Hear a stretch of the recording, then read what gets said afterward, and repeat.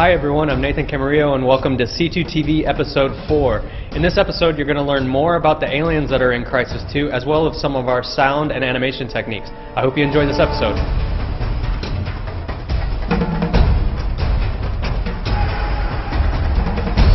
We looked a lot at the enemy types, and the challenge was there, okay, now we're in a city environment, what kind of enemies would integrate better there and would make sense and actually provide interesting gameplay? One big difference between the aliens in Crysis 1 and Crysis 2 is that the new aliens have feet. And the aliens in Crysis 1 didn't. Differently than in Crysis 1, where all the fantasy alien characters were floating around the environment, Crysis 2 has bipedal characters which are a lot more complicated and complex to work with. Obviously they're walking around, they have legs.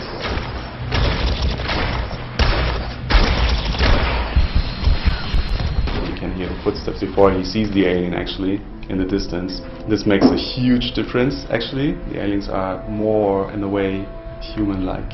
The human eye is very used to seeing things walking around, so any small detail that doesn't work or flow right is very easily spotted.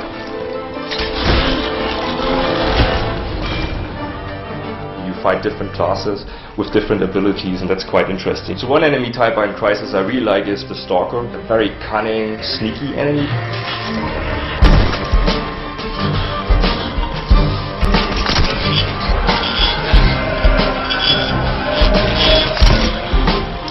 That we specifically designed to really work very well in the vertical environment that Crysis 2 takes place. So he can jump down, jump over things, leap up walls, move along the wall. He becomes a really interesting, challenging element in the gameplay, and a very scary one.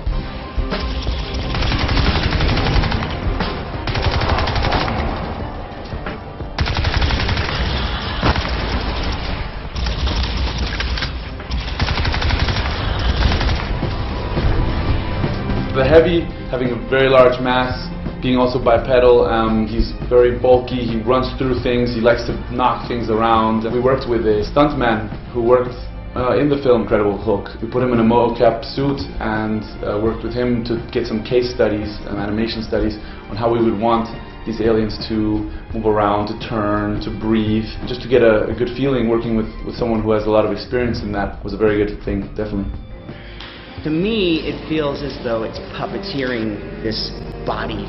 It sort of leads with the brain, and then the mechanics of the body follows. I instantly thought, well, if they're mechanical on the bottom and they're organic on the top, then it would be nice to sort of have false limbs that we work with in the motion capture volume.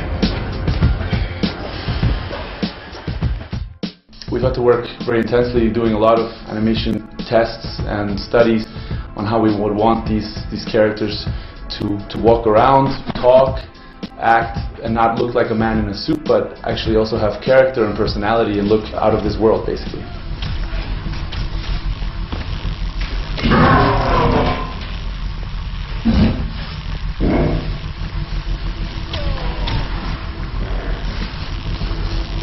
All the aliens are hand key animation. It's all done by hand. Our aliens have three-legged joints, like a horse's legs, and it would have been quite difficult to actually mocap. And you know, as an animator, you like to be able to get down and dirty and put your hands in the work and animate by hand, actually, if possible. So we've done that with all the aliens. The human characters, it's a mixture between mocap data and hand-keyed animation.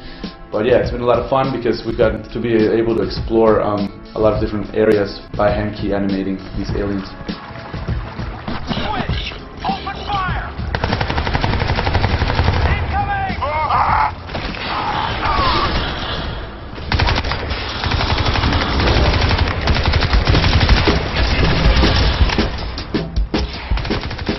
We worked with an external studio using a facial motion capture technology which captures every muscle and joint without needing to actually put the motion capture reflectors on the face.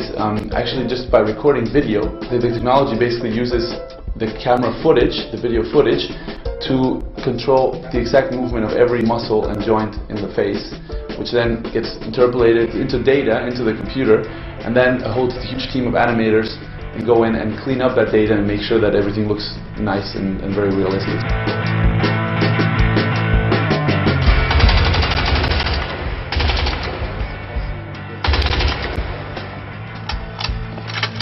Our debug sound.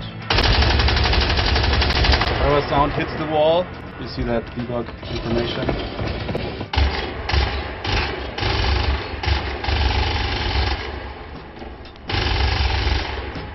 The funny thing is that, you know, Crysis is always so graphics heavy that you have to follow up on sound. The research phase was, of course, we were looking at everything which was done out there, you know, from Aliens 1 to District 9. The biggest challenge was to not redo something which has already been done, because it's so easy that you kind of fall into that thing like, oh yeah, this sounds like.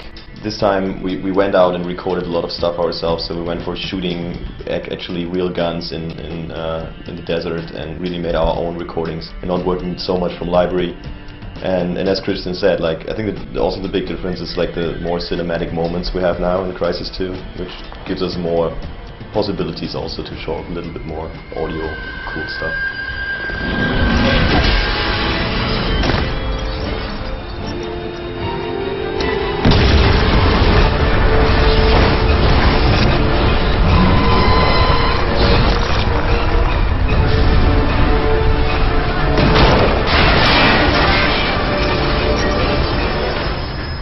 Now we kind of in the direction of like energetic sounds, which are a lot of based on actually instruments. So we use a lot of guitar and basses and kind of, you know, distort the stuff in the end and heavily processing it, of course. Sound is a little bit like, you know, like colors is something. Some people prefer blue, some people red. In the end, does it work or not? And then the rest is taste. So far I think we're on a pretty good track to just, you know, be at least this unique thing that you kind of hear the sound, you kind of, oh, this is Crysis. This is the big challenge, but also a big opportunity to just, you know, being really unique. In the last couple of weeks, actually, I've really started to see everything coming together. Finally can really see the light at the end of the tunnel, and all this hard work that we've been putting in really starting to take place and come together, and I really feel like Crysis 2 has the potential to be a very amazing game. Thanks for watching this episode of C2TV. Remember, there will be more episodes in the future. In the meantime, check out mycrysis.com for all the latest Crysis 2 news and media.